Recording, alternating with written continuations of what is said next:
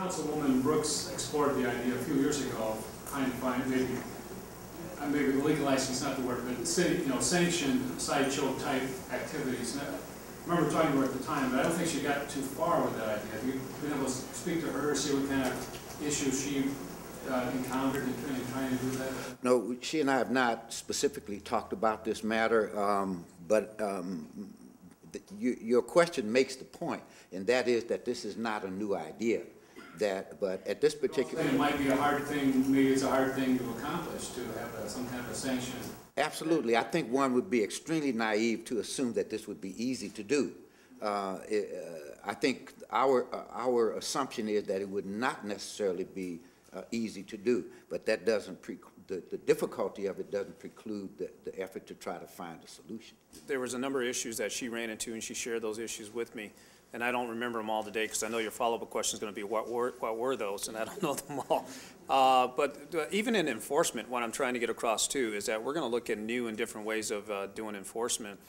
We can't sustain long-term overtime on task forces doing things, so we're going to try new and different things. And if we can tie the organizers of these programs into loss of life, because we've had 3 young people lose their life last weekend. We've had shootings that have taken place at these things. They're unacceptable, just clearly unacceptable.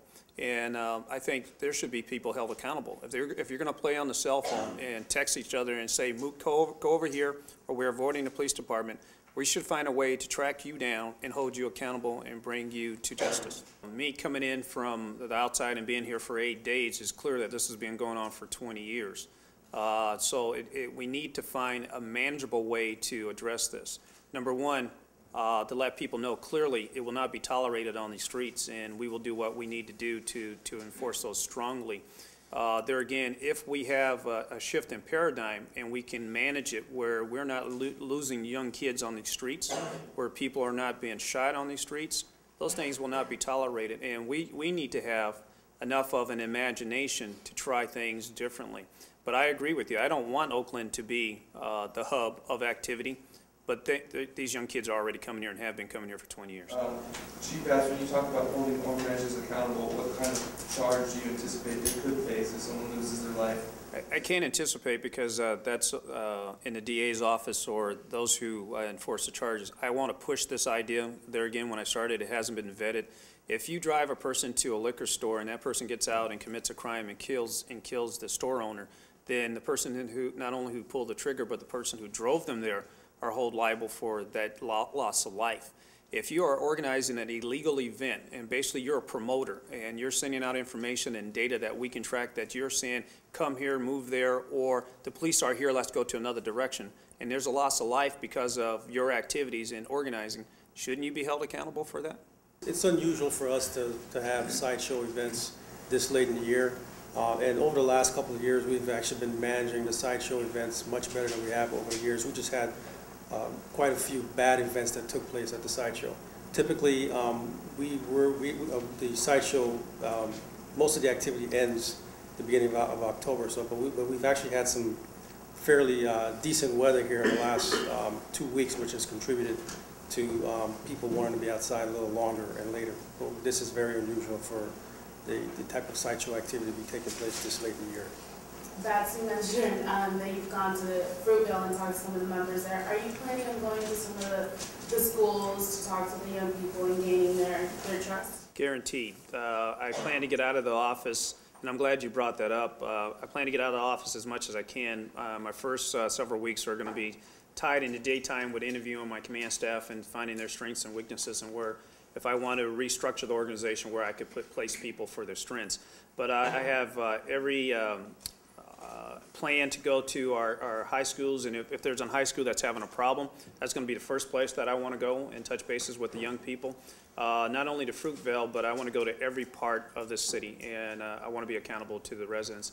Last night I had an opportunity to meet with a lot of the business leaders, presidents of the president or chairperson of Clorox, Dryers Ice Cream, etc., and share with them what we're trying to do here in the police organization. So not only for the youth, because the youth, I think, they house the answers that we need, and to build that trust and to set a pace for the police organization and how I expect them to to reach their hands out and be open and transparent, much like what the purpose of this meeting is too. Do you know the schools already that you want to target?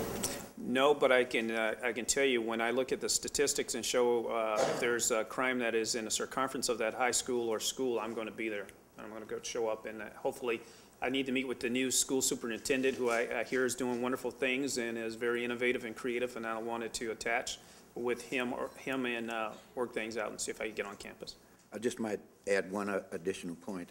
As you know, we've divided the city into 3 public safety districts, and the chief and our respective staffs are working on a schedule that would allow the chief and I to both appear in each of the public safety districts in a sort of a town hall meeting fashion, present the chief to the community, and he and I will address the community in each of these 3 public safety areas. We're working on that as we speak. I'm interested. The department has been devastated, if not demoralized, by the fatal shootings of the SWAT team members. As an outsider, how do you come in and turn that around in terms of morale? Well, I think we've already started. I think you start by acknowledging the good work of police officers. That's the purpose of this day today. What you heard from the command staff of this organization is that they've reduced crime, and crime is starting to drop. That wasn't me coming in. Those are things that they've done. And they didn't do it. It was the street police officers out there day to day that are doing a great job. And I think the citizens need to hear what's happening in this organization. There is a renaissance that is taking place. I plan to be part of that. But this is a very proud organization. There's police officers who want to go out there and do a good job and be professional as they do that job. And it's my job to trumpet that and to show you the good things that are going on in Oakland Police Department. And I hope even today that we just don't focus on the sideshow, that when you print your stories or you put the stories out on electronic media, that you share some of the positives that are going on. This is a SWAT team that was taken offline for 6 months. It was retooled. The command staff was changed. They just won a regional championship. They went up against SWAT teams that are some of the best in Southern California, like the Los Angeles County Sheriff's Department, although that other city, Long Beach, wasn't there. And they had a very sound SWAT team also. But they went up against some of the best in this region and were deemed to be the best. That's that Special Weapons and Tactics team. I think that needs to be put out there. That needs to be said. Because there is a perception that the team is not as good as it should be. And they're showing you how good they are. And so I think that turnaround is already there. I have to lead by example. I have to show them what I expect. And I would hold them to high expectations too at the same time. I don't have a tolerance for mediocrity. I want people to be good at what they do, professional at what they do. And what the officers are telling me, they have a hunger to do the same thing. They want to be good, and they want to be seen as being good.